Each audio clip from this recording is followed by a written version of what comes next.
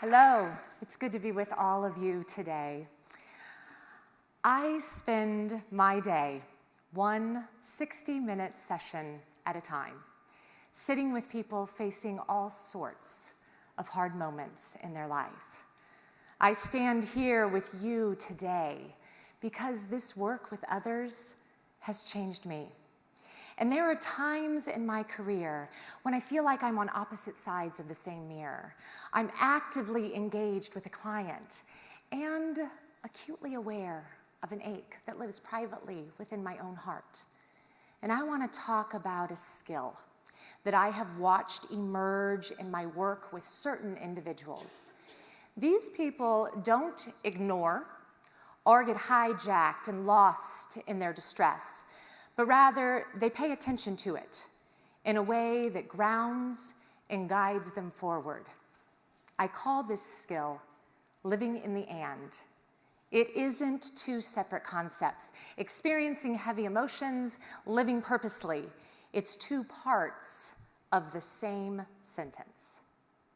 I've looked at two Census Bureau-administered national surveys that indicate the prevalence of anxiety and depression among U.S. adults is 3 times higher than in 2019.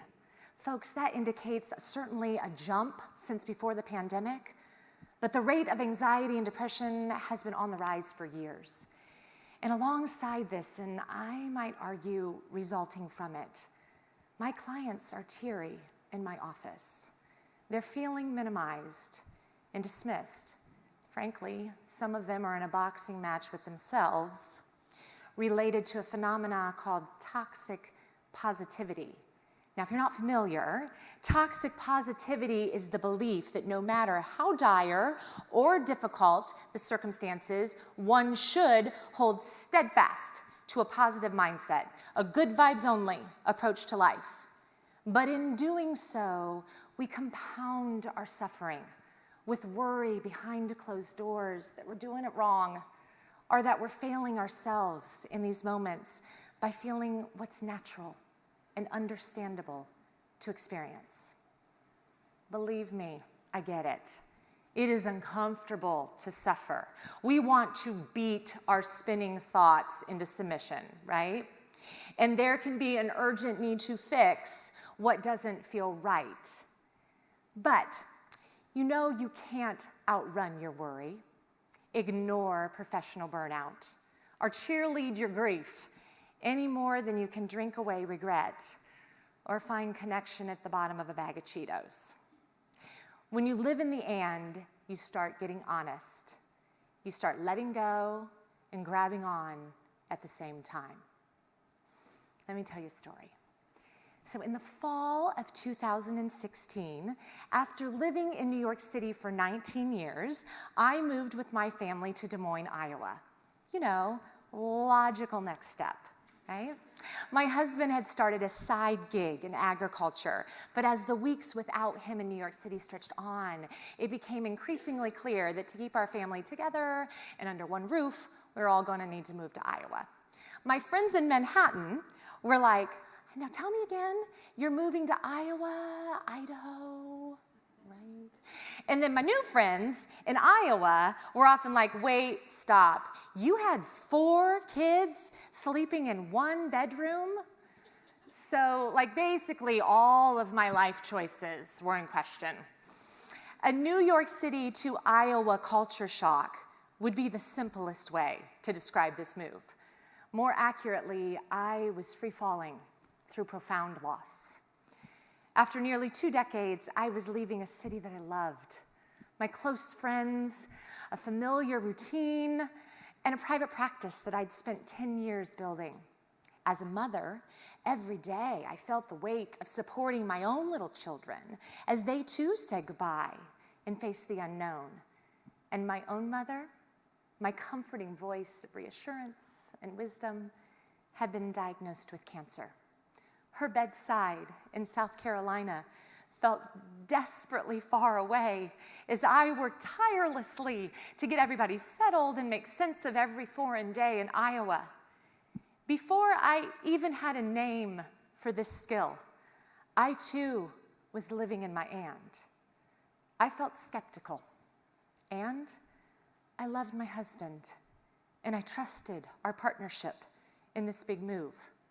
I felt uncertain, staring out my window, questioning the direction of my own life, and I missed very few sessions on my work calendar. In the middle of my own life flipping upside down, I sat right in front of others' heartbreak and suffering. Together, we traveled, and I paid close attention to the journey. I'm not unique. I recognize many of you are showing up for work every day, hustling to make ends meet, are leading large groups of people while privately navigating complex and deeply personal hardships. How are we functioning? Well, one way my clients live in the and is that in making space, in listening to their pain, they discover a need and they connect that with something right in front of them. Like I'm thinking of John, my client, reeling in disbelief, having been unexpectedly let go from a job and courageously picking up the phone to share that news with his colleagues, which helped him gradually begin to envision the road ahead. I'm thinking of Sarah, filled with sadness, having suddenly lost her young husband, and tenderly walking through the door and sitting down in a group of other young widows so that she wouldn't have to solo parent alone.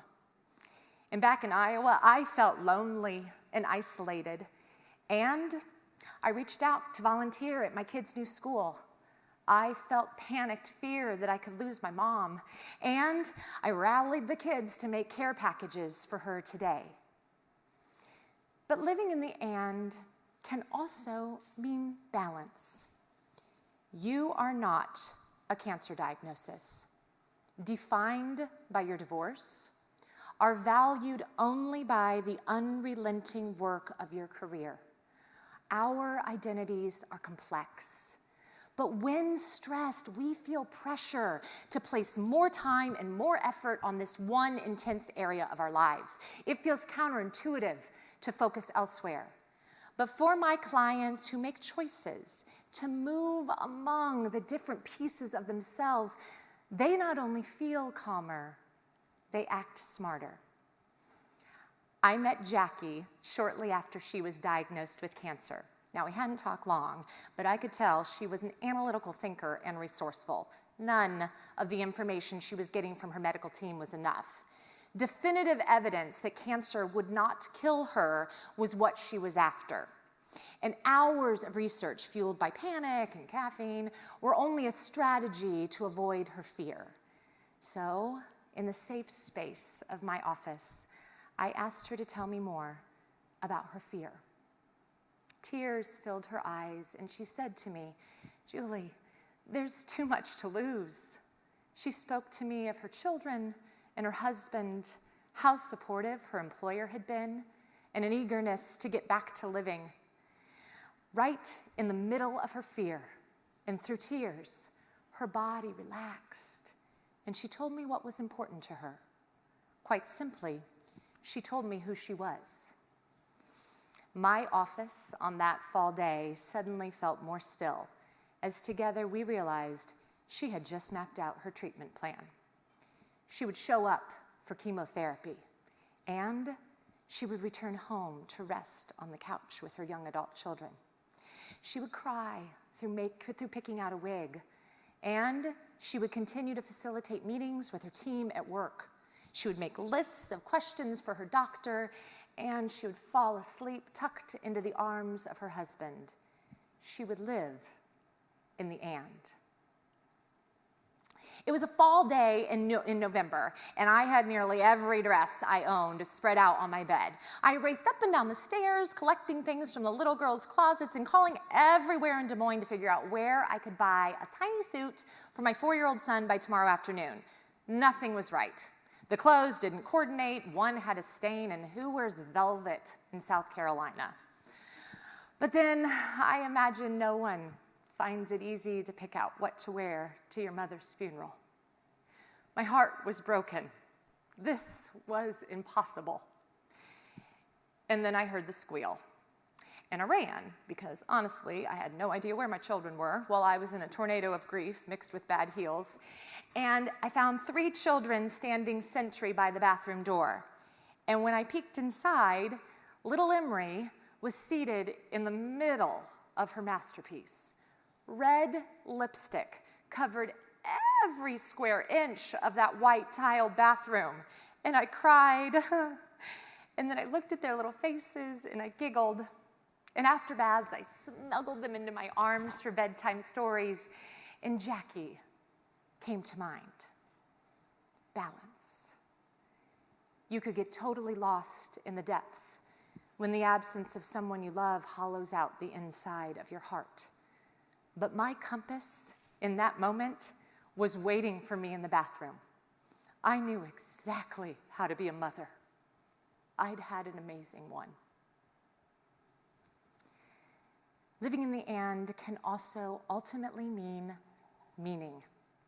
I've sat with many people who have shared the ways in which they recognize they've changed, having lived through difficult experiences. Perspective, empathy, advocacy are some, but if I'm allowed to choose a favorite, I'd say it's when my clients better understand their own capacity to face hardship. It's a special brand of trusting yourself that's durable. The quiet confidence that you know exactly what it means to live in the and. It's been 4.5 years since I lost my mom and moved from New York City, and I've changed. I've gotten better at leaning on where both live within me.